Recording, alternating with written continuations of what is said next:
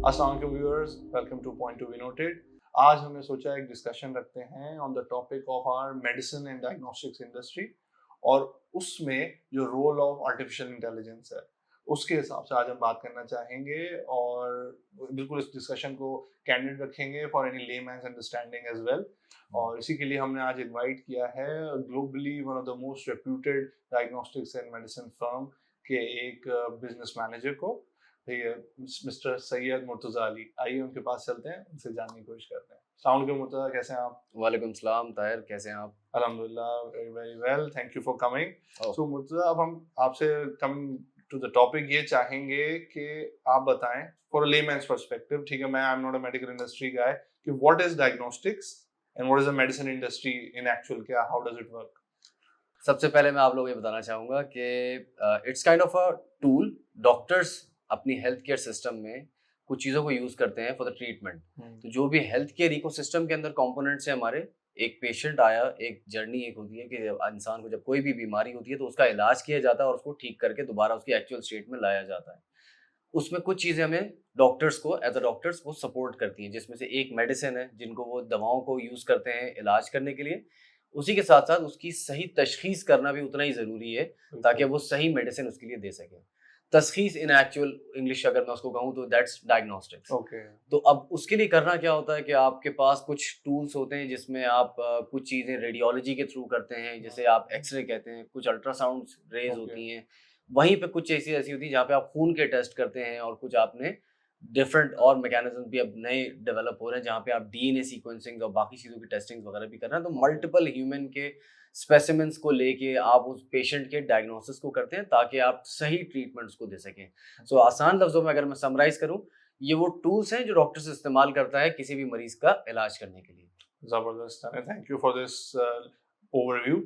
अब हम जानना चाहेंगे कि इसमें ग्लोबली क्या काम हो रहा है, फर्स्ट हुँ, ऑफ हुँ। ऑल उस पर्सपेक्टिव से when it comes to artificial intelligence, क्योंकि फ्रैंकली स्पीकिंग हम लोग तो एआई को वही समझते हैं, चैट जीपीटी है, डीप सीक आ गया है, आजकल लोग उसी में लगे हुए हैं, तो बस यही है बस एआई। सो उस पॉइंट ऑफ व्यू से मैं जानना चाहूंगा what how is it contributing in the medical industry and diagnostics in specific? Alright, that's really a good discussion. अगर हम एआई की अडॉप्शन देखें, मुख्तलिफ इंडस्ट्रीज़ को रेवोल्यूशनाइज़ कर दिया है एआई ने। मे इट बी आपकी जो टेक इंडस्ट्री, जिसे आप कहते हैं कि हम चैट जीपीटी या कोई भी इस तरह की अपने पास बॉट्स के फॉर्म में यूज़ कर रहे हैं, और इन अदर वेज़ हम एआई को अपनी ऑटोमोबाइल इंडस्ट्री में देखें, हर जगह पे similarly we are also adopting the same practice. And the best part of this AI is कि आप कहीं पे भी ग्लोबली इसको अडॉप्ट करें, ये अक्रॉस द वर्ल्ड एक जैसे इस्तेमाल हो सकती है। ये ऐसा नहीं कि किसी कंट्री में स्पेसिफिकली वो पहले होगी और फिर वो it's just like happening at the all part of the world in one go. तो वो इस तरह से चल रही है। और हम किस तरह से अडॉप्ट करते हैं इसको? Obviously there are multiple data sets of a patient that we have. तो उसको हम किस तरह से यूज़ कर सकते हैं पेशेंट्स के ही ट्रीटमेंट के लिए और अपनी चीज़ों को मज़ीद एक्यूरेट करने के लिए। तो सबसे पहले एआई इज़ डूइंग हमें किस तरह से हेल्प आउट कर रहा है? पहली चीज़, it's improving the accuracy of any diagnosis. Okay. How we are doing it, मैं उसकी डिटेल्स आपसे बाद में शेयर करूँगा, but it is helping us to improve our this diagnostics. Is तो फैक्चुअली प्रूवन कि and it's कर रहा proven. है। Yes, अच्छा it's with the अच्छा। documents. On the second note, AI is reducing the turnaround time for the diagnosis of any particular oh. case. तो जो भी तशखीस हो रही थी जिसमें जितना टाइम लग रहा था, इस एआई की मदद से उसकी टाइम ड्यूरेशन को भी कम कर दिया गया है। ओके। तो अब बहुत जल्दी आप किसी भी चीज़ को कंक्लूड कर सकते हैं।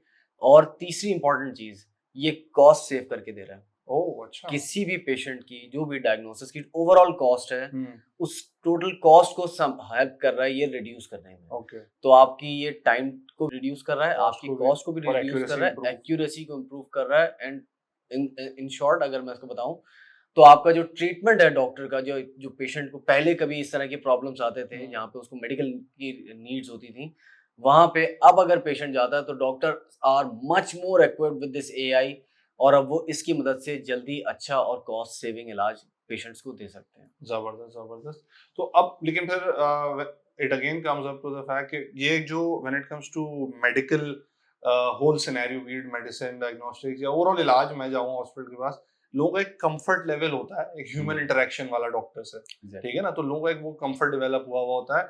सो would people are people actually adapting it कि मतलब वो जो the AI versus human element जो है, so people would actually be trusting AI क्योंकि वो तो मॉडल है, you know things can go wrong as well. Exactly. It's just a command for some people, तो वो अच्छा, it's a good point.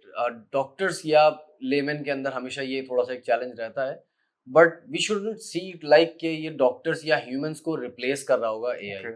It is only assisting them. ये अच्छा. उनके करंट मैकेनिज्म्स को ही यूज कर रहा है और उसको मजीद स्ट्रेंथन करता है. Let's say if I give you an example, एक नॉर्मल सा केस हम डिस्कस करते हैं. किसी भी एक आम आदमी को अगर खुदा ना करे कैंसर हो जाता है, Okay. तो उसके डायग्नोसिस के लिए आपने किसी डॉक्टर के पास वो जाएगा और वहाँ से टेस्ट रेकमेंड हो जाता है कि आपने अपनी बायोप्सी का टेस्ट आपने करवाना है.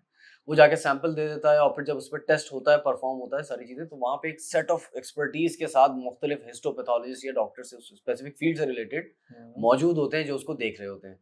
लेकिन क्या आपको लगता है कि कराची के अंदर जो सिचुएशन है, इतनी ही एक्सपर्टीज आपको किसी छोटे शहर में भी मिल जाएंगी, या पाकिस्तान के किसी दूर दराज के इलाके में भी अगर आप उसी तरह के सिचुएशन में किसी पेशेंट को देखते हैं, तो क्या उसको वो सारी चीज़ें मिल सकती हैं? नहीं मिल सकती. प्लस इतना भी आसान नहीं है कि आप इस कराची वाले डॉक्टर को पैन पाकिस्तान या उस तरह की एक्सपर्टीज के लोगों को यूज कर सकें.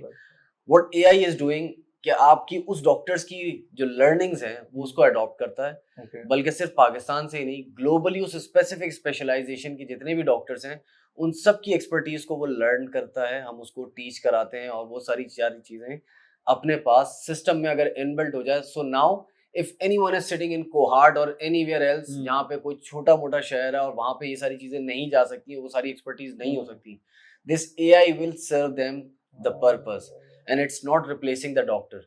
उसके बावजूद सुपरविजन की नीड जरूर रहती है. वो डायग्नोस करके टर्न अराउंड टाइम आपका सेव कर देगा, एक इनिशियल प्रोग्नोसिस बिल्ड करके वो केस रेफर कर देता है. बट अगेन उसके बाद डॉक्टर उसको वर्चुअली भी कहीं पे भी देख के अपना ओपिनियन शेयर कर सकता है. हाँ, दैट्स ग्रेट. अच्छा, अब आप मुझे बताएं कि ये तो आपने ग्लोबल पर्सपेक्टिव से मिसाल दे दी कि how in general AI is contributing ना.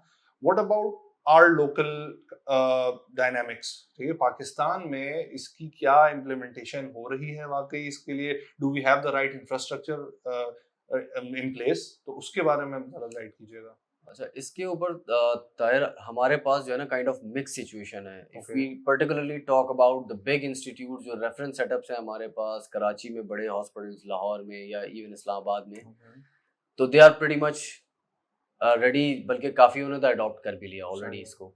May be not for every scenario but for certain cases yes they are already using it.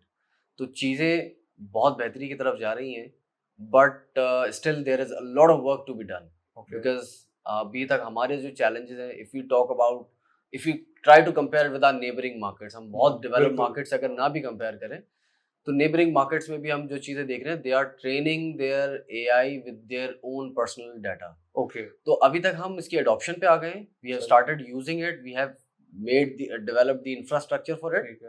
But again हम अभी उस लेवल पर नहीं है कि हम अपने लोकल डाटा के साथ उसको ट्रेन करें ताकि पाकिस्तान स्पेसिफिक चीज़ें जो है वो हमें और उसकी जो है वो ऑब्वियसली सर्टेन थोड़ा बहुत जो layman point of view, certain diseases या certain medical conditions are prone to the areas that you are living ना, मतलब ऑब्वियसली उससे लिंक होता है क्लाइमेट कंडीशन एंड एवरीथिंग. तो वो सारे में तो अभी हम उस लेवल पे चलो लेट से थोड़ा बहुत आ भी गए. जो सेइंग केएलआई में, कराची, लाहौर, इस्लामाबाद में टू एक्सटेंड बड़े हॉस्पिटल्स हो रहे हैं, but what about the rural areas? वहीं तो ज्यादा इस तरह की कैजुअलिटीज होती हैं जिन्हें लोगों को पता ही नहीं चल पाता है. कि सही टाइम पे पता ही नहीं चलता है कि क्या सिचुएशन है, एंड मतलब जब तक पता चलता है वो last stage, you know, obviously in most cases होता है. टेक्निकली आई वुड से मतलब अभी भी इस तरह के केसेस में लोग पेशेंट जो छोटे शहरों से बड़े शहरों की तरफ भी मूव करते हैं अपने इलाज के लिए, बहुत डिपेंडेंट है.